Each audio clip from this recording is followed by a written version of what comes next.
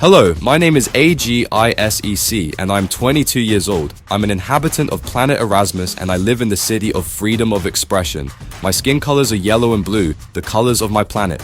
In this documentary series, we discover what people on Earth are doing to promote human rights and dialogue between cultures. This web series is being produced as part of an Erasmus Plus Sport partnership in collaboration with CEIPES in Palermo, Sicily, and the PESAC associations represented by USSAP, Section Box, and Auxculars du DBA. The project is funded by the European Union. However, the views and opinions expressed are those of the authors and do not necessarily reflect those of the European Union or the European Executive Agency for Education and Culture, EACEA. Neither the European Union nor the EACEA can be held responsible for them.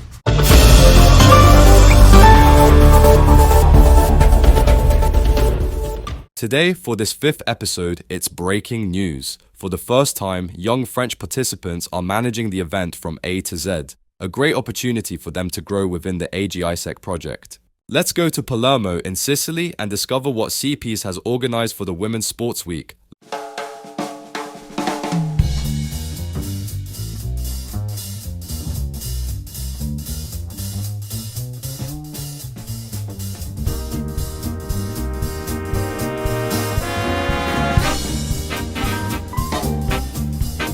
Hey, hi friends. In Italian, that would be ciao amici. Awesome! I can see my mascot jumping at the bottom of the screen. Even better, there's the logo of the French national label awarded to this project. It's the Grande Cause Nationale du Sport label, launched in the year of the 2024 Olympic and Paralympic Games. This is truly an amazing project and it's well deserved. On the screen, I can see that the Italians started with a presentation of AGISEC, blending sports, inclusion, and ecology. The idea? To show that sports are great for health, but also for the planet and society.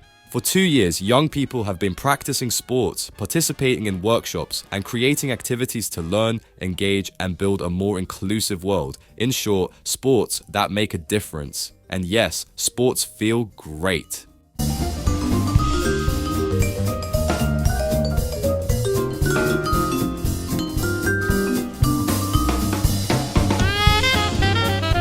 It is fantastic to see that the audience is interested in the project. Now, it's time for a self-defense session with the Aikido Club of Palermo. Since this event highlights women's sports, this session is especially designed for girls.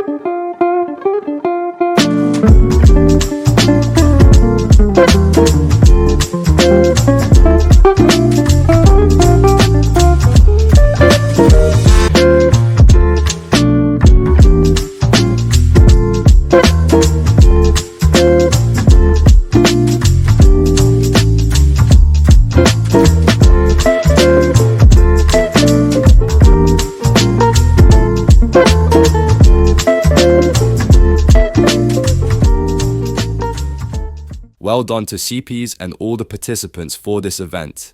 Now, let's head back to France to see what the young participants have put together.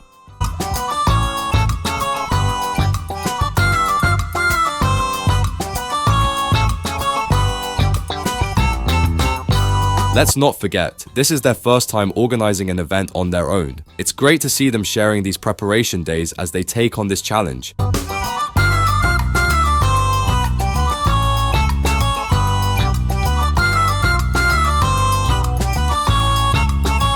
It's the D-Day. The pressure is on. First things first, set up the venue, and second, a very important step, the final rehearsal. Come on guys, have a great event.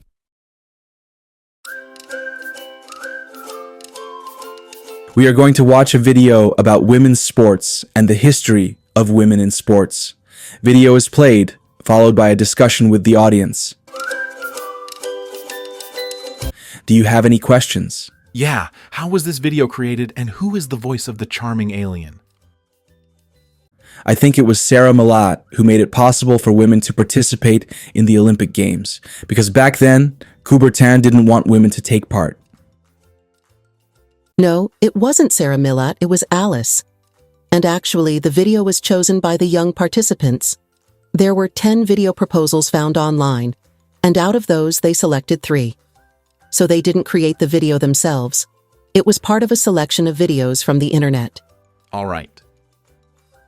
Any other questions? We're going to watch a new video about women's sports, but this time in Africa. Video is played, followed by a discussion with the audience. So, what did you think? Do you have any questions about the video? That was really cool. Yeah, it was awesome. It's interesting to realize that in Africa they face the same challenges, but we never really talk about it. In Europe, we often discuss disabilities, but it's great to see that things are moving in Africa too. The women in the video said it clearly. Without sports, we would be hidden. In France, even if someone doesn't do sports, they can still participate in other activities. But in Africa, they say without sports, we would be like outcasts who must be hidden because people are ashamed of us. That's when people become invisible, when they are excluded from society, whether through sports or something else. So here we clearly see how sports serve inclusion in the truest sense of the word. This is exactly what it's about.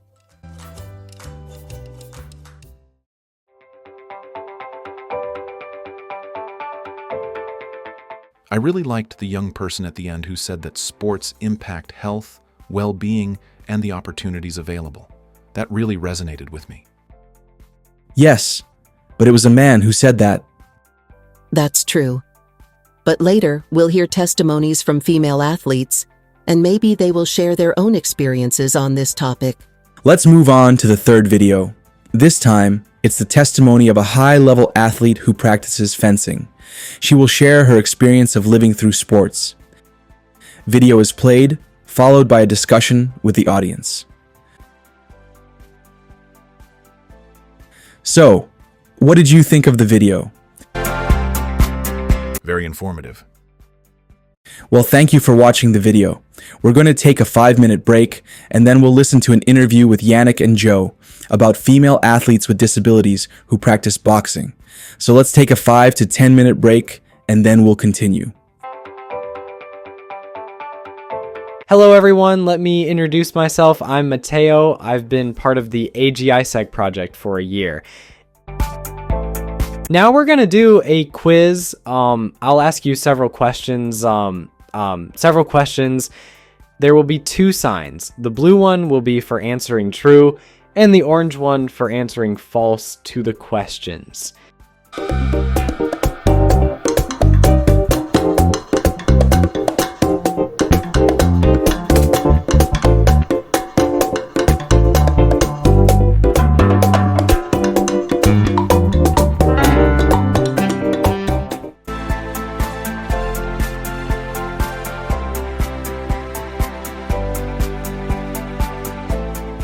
Well done to Michael and Matteo. Let's now discover the testimonies of the handy boxing athletes with our reporters Yannick and Jonathan.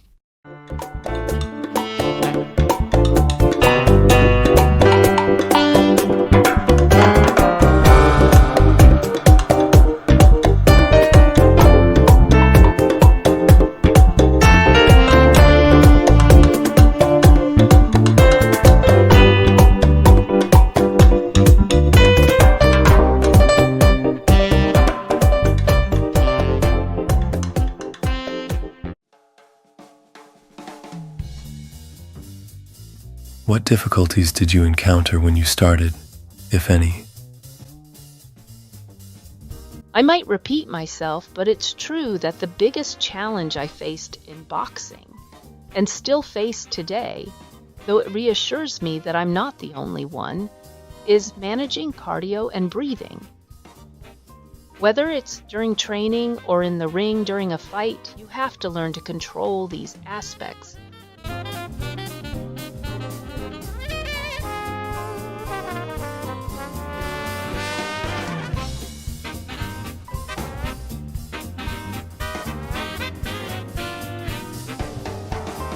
And you, Dominique, did you face any difficulties? Yes, at the beginning I encountered difficulties that I imagine everyone faces during their first boxing session. It was the coordination between the brain, eyes and hands for the movements. Also, when I started, I was completely unfamiliar with boxing terms like left hook, right hook and jab. I had no idea what they meant. So, I learned to improve my coordination, be more precise, and also expand my knowledge.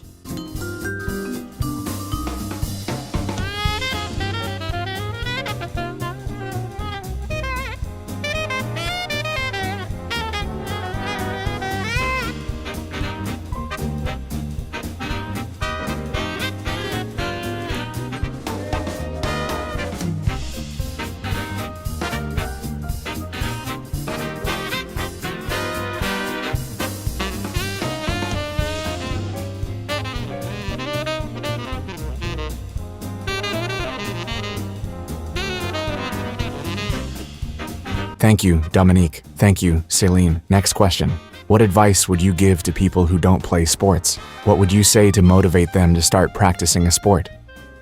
I would tell them, forget all the misconceptions you have about boxing because they are completely false. It's not a violent sport, it's the exact opposite. It's a friendly and social sport.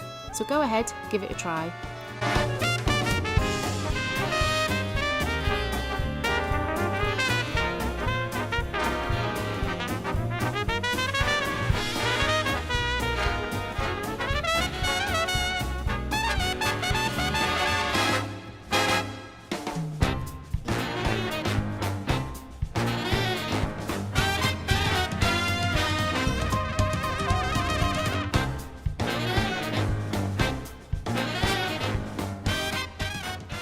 And you, Celine, what advice would you give to encourage people to take up sports?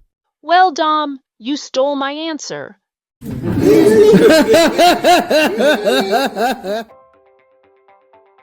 But that's okay. Even if you think boxing isn't for you, you just have to dare to take the first step. Once you do, the path is clear.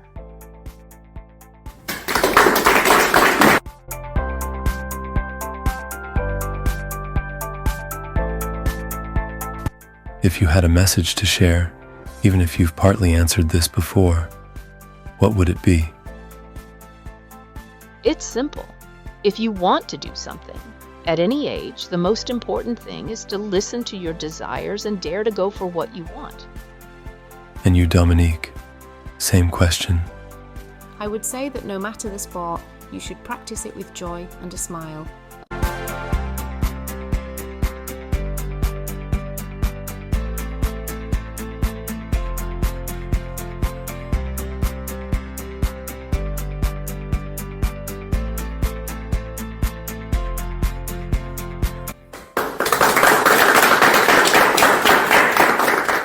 Well done to Yannick and Jonathan. A huge thank you to Celine and Dominique for their testimonies.